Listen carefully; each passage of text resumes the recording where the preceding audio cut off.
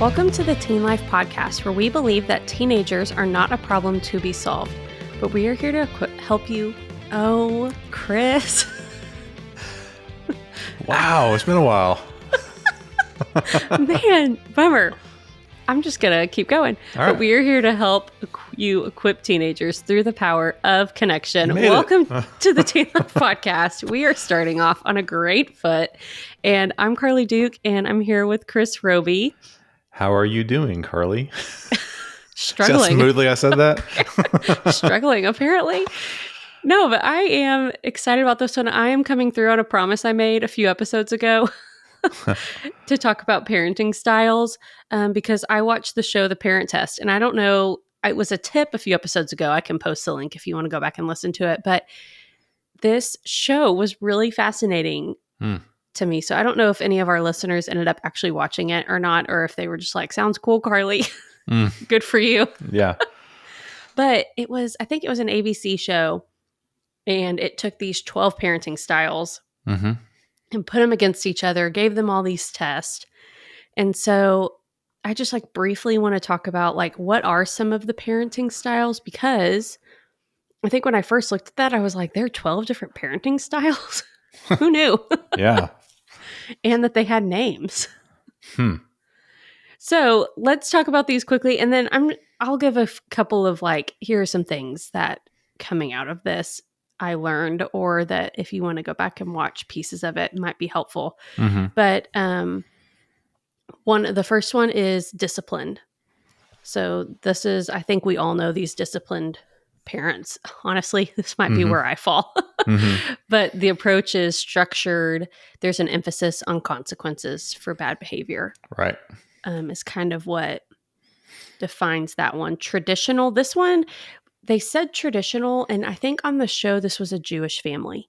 And so I don't feel like, I don't know, I feel like traditional is a little more vague, but the parents are in charge, kids are expected to obey. Yeah, I can see that. Kind of similar to discipline, but this one came from a very traditional standpoint. Intensive, parents expect their kids to make good grades, excel in sports and activities. So they are very like activity driven, very much like there's very little play that happens in this parenting style. It's very much like you're going to put the work in and excel at what we ask you to excel at. Natural is, it's kind of where families enjoy a more relaxed lifestyle. It's mostly outdoors. So they're kind of like, let's go see what nature has to offer. It's that family that everyone else is jealous of. They're really honest with themselves. Exactly. Then child-led is the opposite of traditional. So that's where like the kids set the boundaries. It's very much set in self-sufficiency, but instead of being parent-led, where parents set rules and boundaries, the kids are the ones who decide that. Okay. New age is, this one seemed vague to me as well, but it's more of like, they defined it as like, yes, day parents, they put fun above all else. But it also seemed like, at least in the show, like the example that they gave, these were parents that like took a lot of different pieces of different parenting styles. Like there wasn't just like one firm thing, but they were very much like wanting to have fun and really caring about like the experiences that their kids were having. Routine is a little more traditional, and it's very much on like a strict schedule. Like their kids know what to expect every single day because they do the same thing every single day and have a routine. High achievement is like the intensive approach, but it even like kind of pushes kids out of their comfort zone a little more because they want to like reach their full potential. So once again, not a lot of play, very much driven by like what you're accomplishing and what you're able to do. Helicopter parents, which I love that this was a style that they did, but they value supervision over independence for their kids. Very sheltering. Yes. Very much like not wanting their kids to experience outside of what they deem is safe in their house. And so they're kind of always hovering. I think we all kind of have the visual of the helicopter parent. Free range, and that's almost the opposite, where they want their kids to go out and explore, self-supervise, and kind of be alone on their own. Okay. Is free range. Strict, once again, some of these kind of overlap. I don't They kind necessarily of see do. how Yeah. strict and Yeah. disciplined are Yeah. different, but its rules are kind of their thing. They're very much into rules. And then negotiation is like somewhere in between the child led and probably traditional or disciplined, where the kids and parents are equal. They discuss their feelings, their needs, so that everyone in the family feels supported Gotcha. and negotiate. I will say, from a show perspective, if you want to watch it, I still think it's worth watching. For me, it was fascinating just to see different parents. And sometimes when you see different parents, you go, oh, I don't want to do that. Mm-hmm. Or like, man, I think I do that. And I wonder if that's how my kids view me as well. Hmm. Or like, maybe that doesn't come off as I think it does. Or even looking at other parenting styles going like, man, I wish I picked that up. Like, I might add that to my arsenal as a parent because I like that. But I will say the goal of the show was to find the style that created the most emotionally whole kids who are able to have healthy relationships and navigate today's world. Hmm. It's kind of those three things. So emotionally whole, healthy relationships, navigate today's world were the three things they looked for. I will say, I don't think it was a super accurate test, No. if I'm being honest. Mm-hmm.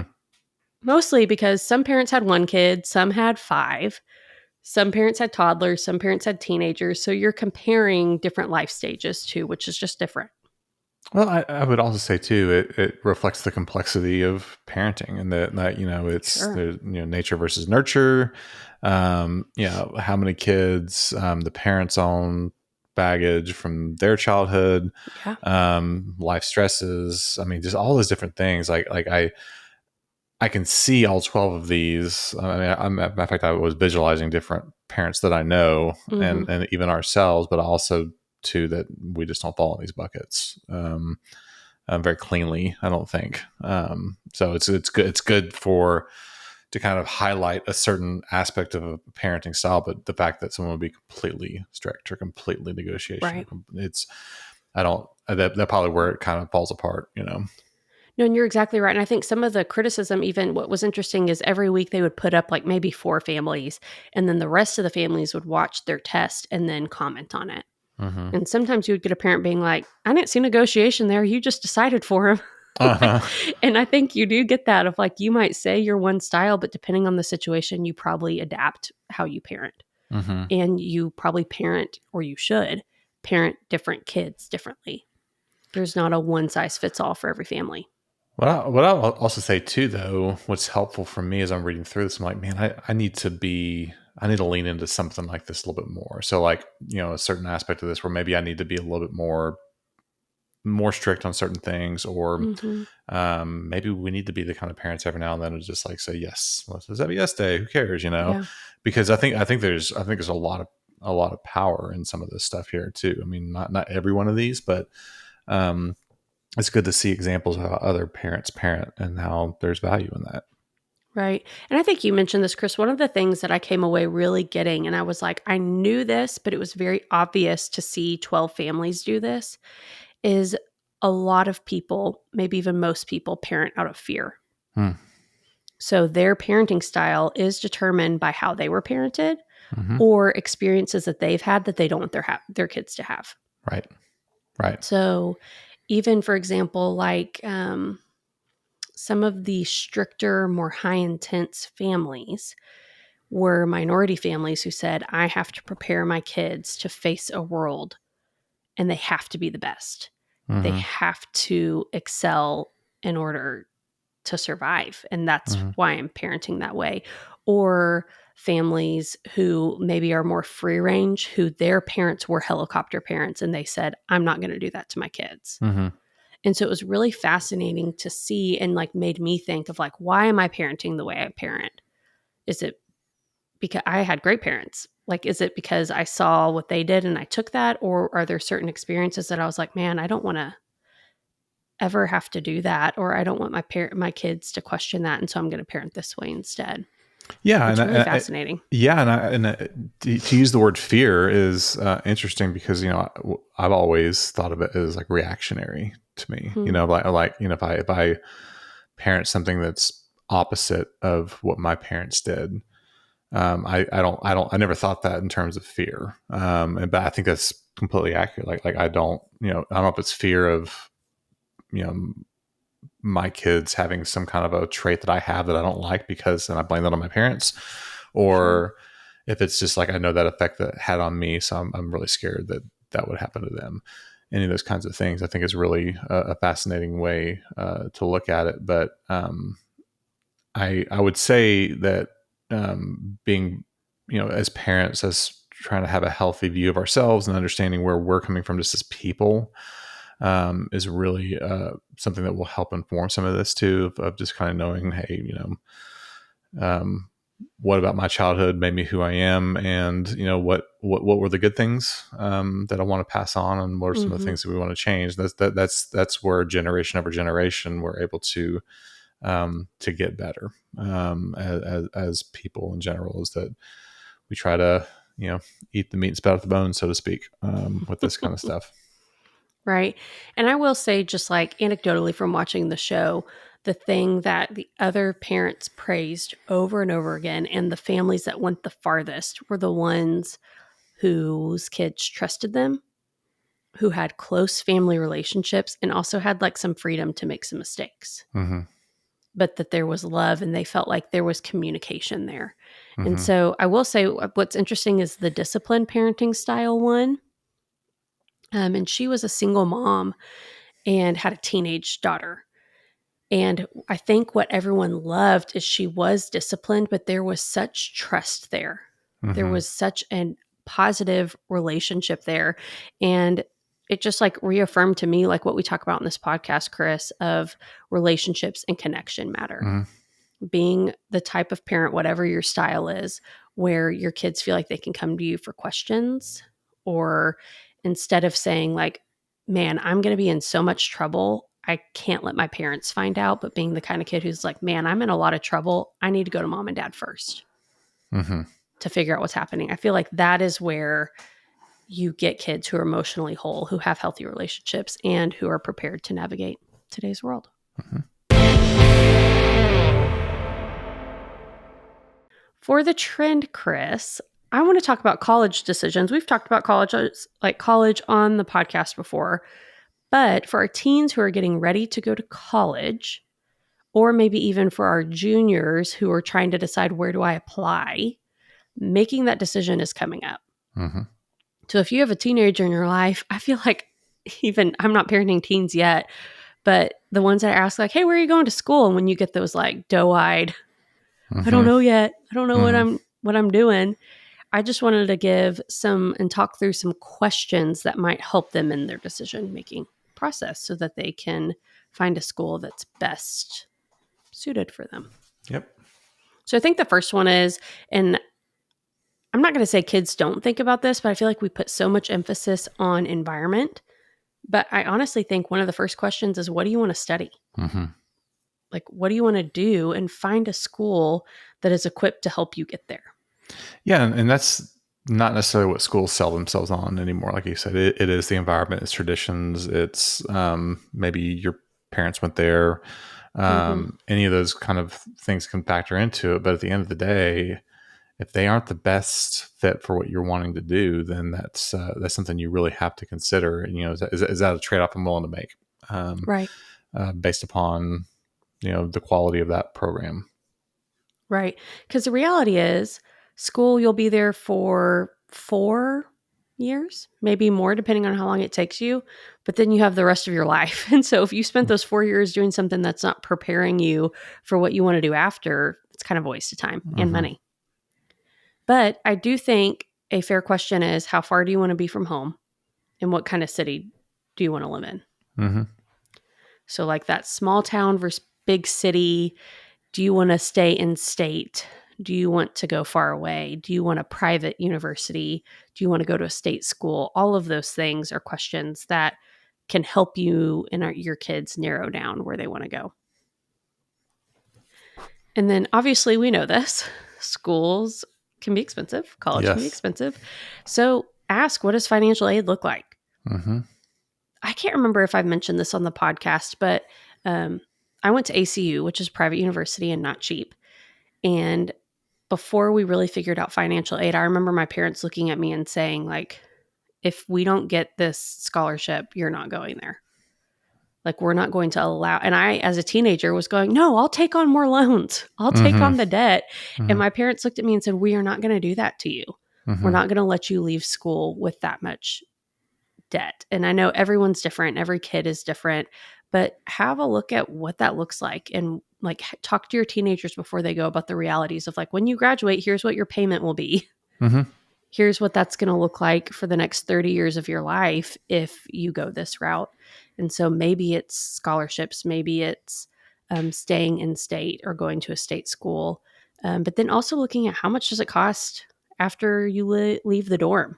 Like, Mm-hmm. if you go to New York, that's different from Abilene. Cost Right. of living Right. looks a little different there. And I really can't stress this point enough, because I remember, as I was looking at colleges, the colleges that were really, really expensive were really quick to brush past the fact that they were really expensive. Hmm. That, oh, you can just get loans for that. And I think some schools that probably knew better too, right? And that probably could have done people a lot of favors of saying, make sure that you count the cost on this, because those loans come due. It is as sure as anything. And so you also just make sure to, kind of going back to what you want to study versus the school. Like, if this is a super duper expensive exclusive school and you're going to be a school teacher, and aren't going to make the kind of income to support that, Sure. that's real. And so no matter where you want to go, I think having this conversation, Karlie, I think you mentioning, here's what your monthly payment's going to be, and really showing hard numbers versus, and the hard part about this is such an emotional decision. And and a lot of times it's not based upon the numbers. And so Right. being able to bring some numbers into an emotional decision really helps. So I think this is really where, as a parent or a helper, you could be really helpful. Hmm. Now, obviously, we care about the mental health of our students. And so look into what kind of student support programs are available, especially if your student needs a little extra help. So that could be counselors, maybe that's tutoring, maybe if they have a learning disability, it's what do they offer that will help them succeed. Are there involved professors and staff? Like, are they going to be able to have relationships with the people who are teaching their classes? Mm-hmm. And so look into that, because that is important. And I don't think that's a question that gets asked a lot as well. I will say, though, I mentioned it's not always to look at atmosphere, but environment is important. So what is the student atmosphere like? Are sports a big deal, especially right now, like with March Madness and everything that's been going on? Like, having a school that it's fun might be part of the equation. Do most people live on campus? Do they have intramurals? Do I want to rush a fraternity or sorority? Ask those kinds of questions before you get on campus as well. I think even so far as the facilities that they have, do they have a Mm-hmm. gym? Is there a library? Do they have decent food? Since it'll be super expensive, making sure that you're actually going to want to use the things that you're paying for. Mm-hmm. So it's really about value in some senses there too. Yeah. And then finally, I think asking, what kind of support will they have? So do you know, are they staying close to home, or do you know someone who lives close by that they could go to if they needed help? Do they have employment rates? Like, what are the university's employment rates after graduation? And are they going to like help you take that next step? Or Mm-hmm. like you said, Chris, a lot of times people go where their parents went or where friends go. And so ask those kinds of questions of, like, what will my students' well-being look like? Who will be there to support them, to love them when they're not around family, especially maybe if they haven't ever moved and this is the first time they're leaving home? That's an important question to ask as well. For the tip, Chris, we have been reading a book called Atomic Habits as a teen life staff. Such a great book. It really is. And I'll be honest, this is probably not the last time you're going to hear about this book, because there's some really good stuff in there. But I recently wrote a blog about how environment can impact habits. Mm-hmm. And I just kind of wanted to mention this and talk through this with you, but kind of the idea that it's easiest to imitate the crowd and those who are closest to you. Hmm. It's like when we're doing our habits, and especially for teenagers who probably don't have a choice in their environment. They don't have a choice on where they live. They don't have a choice on probably what school they go to. Mm-hmm. And so a lot of that is modeled based on the adults who are around them and who are kind of providing that environment. Yeah, I mean, there's the idea of peer pressure is kind of almost dismissed because it's been so overused. Like the people that you're around really dictate Mm-hmm. what you do. And so, yeah, obviously it's important to think through like what teenagers are, who are their actual peers, but who is it that they're surrounding themselves with as adults, and like what are they a part of? Yeah. And if it's not healthy, or if it's leading to bad habits or leading to low achievement, then it's good to kind of look around. Like I'm working with a group of boys right now at a certain school that, as I look at it, they're pretty bad for each other Mm. because they have a lot of bad habits that they engage with each other. Let's just say that. And I'm waiting for the day where one of them will look up and say, I'm out. Like Right. I need to be around different people if my life's ever going to get better. And that needs to be something they come to on their own. But I mean, that's a great example of what our environments produce. Right. And I'll say from a adult perspective, the do as I say, not as I do doesn't work. Mm-mm. Of you need to be the one modeling healthy habits, good habits, whether that's in a school environment and what you want your classroom to look like, whether that's at home, whatever that looks like for you. Make sure that you are the one setting the tone. But as you're saying, Chris, peer pressure can go both ways. Mm-hmm. And so it can have a really negative impact. But if your student is like, you know what, I really want to turn my grades around and make better grades, find a group of friends who already makes good grades. Mm-hmm. And like the stats, I talked about it a little bit more on my blog, but the stats of like they will raise their grades. They'll even raise their IQ, which is Mm-hmm. fascinating. Not even like just grades, but the fact that if you're around smarter people, your IQ is also going to That is improve. fascinating. And so just having conversations with your students about like, all right, if this habit's taking place, who are you surrounding yourselves with, and what can we do to make sure that you're in an environment that is going to help you succeed in the long run. And with that, that's a wrap on this podcast episode. We hope that you are already subscribed to our podcast, but if you're not, make sure you hit that follow or subscribe button so that you never miss a Teen Life podcast episode.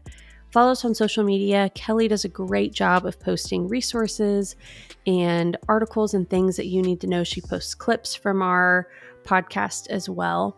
And as you were listening, if you were like, man, this is something that my friend really needs to hear, make sure you text it to them, share it with them, and so that they know that we're out here. And with that, we'll see you next week.